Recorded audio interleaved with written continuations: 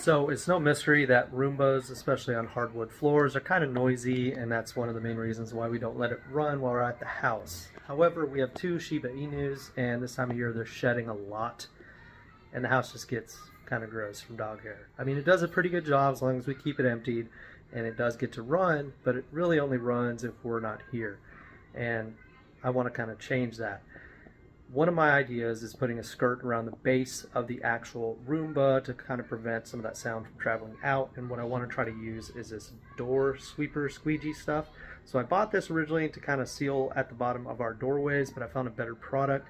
So I got a bunch of this. It's just kind of sitting around. As you can see, it's got a piece of dog hair on it right now. So this is the world we live in, and we got to make it better. So what I'm going to do is add pieces of this around the base of the Roomba in a way that it doesn't obstruct its operation, hopefully. And we're going to do a before test with the decibel meter and see how loud it is beforehand, and then we're going to put some of this on and see if it makes an actual difference or not.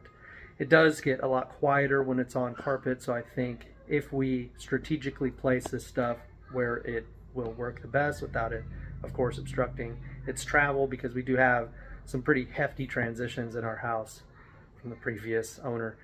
So we have to kind of keep that in mind. So let's add some of this stuff on, but beforehand, let's get a test of how loud it is in the kitchen before adding the skirt. And this stuff is cheap, so if it does work, you guys can get this off of Amazon, and I'll put a link in the description below.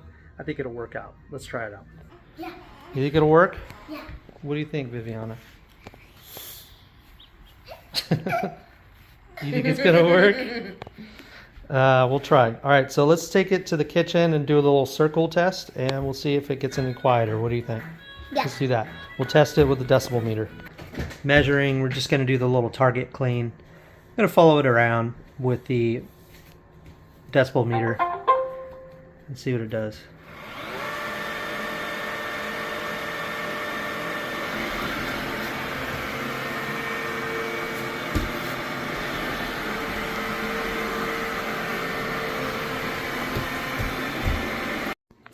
Okay, so about 75 to 77 max decibels, measuring, reading about a foot away from the top of the Roomba. Now let's put that stuff on strategically, see if it makes a difference. Okay, so I'm just using isopropyl paper towel, wiped all the way around. Probably not going to put it everywhere, but got a good amount of dirt off, so that will help make sure that this double-sided tape on this rubber will adhere. Things we got to look out for, obviously we want to avoid the front bumper at first. We need to make sure that we have a little cut here and here for the back skirt for the button. Likewise, we need to make sure that we have a break in the skirt here so that we can take the dustbin out and reinstall it. So we're just going to try to do the back first and see if that makes any kind of difference in the level of sound. I think it will, because a large portion of the vacuum components are in the back. The exhaust, everything is back here. Of course, you got the brush rolls kind of in the middle towards front. Actually, no, it's in the back. Okay. I stand corrected. So maybe we will get a decent amount of noise reduction just by doing the back. So let's install that now.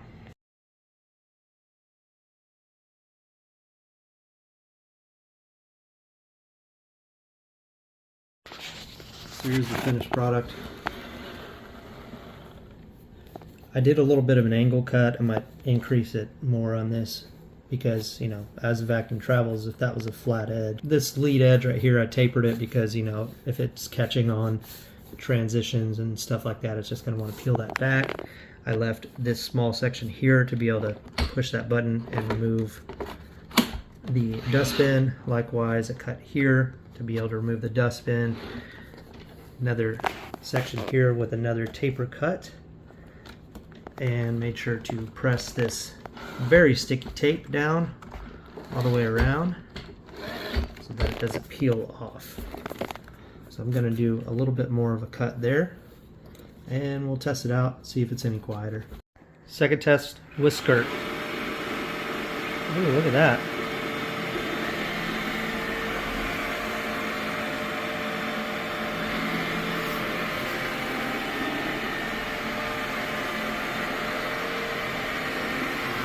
So the decibel meter showing about maybe 3 upwards of 4 decibels worth of difference, which is pretty significant. I mean, is it worth the time and effort of doing this?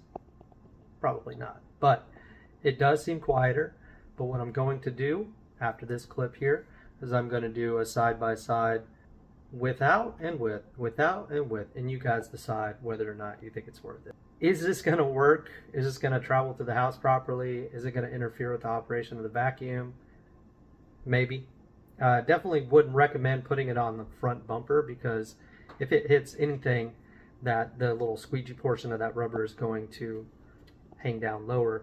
If it hits that stuff, it's just going to trigger that bumper and cause it to do all kinds of weird stuff. It's going to mess up the map if you have that option on your vacuum, and it could also interfere with the actual cleaning ability too, because it's just going to act like a squeegee pushing dirt and hair around rather than the vacuum being able to suck it up. So I don't recommend putting it on the front. I thought about doing it, thought about putting a lot of little cuts, little tiny little cuts, so it makes it more flexible, like little fingers.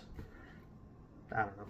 I don't think it's, I mean, it would make it quieter. It surely would make it a lot quieter, but it's probably not going to do its job properly. So I'm going to let it run around the house, see how it does, and if I decide to add that front skirt or a portion of the front skirt, I'll do another video about it. But let's do a side-by-side of those clips and see if it does make a difference via the microphone.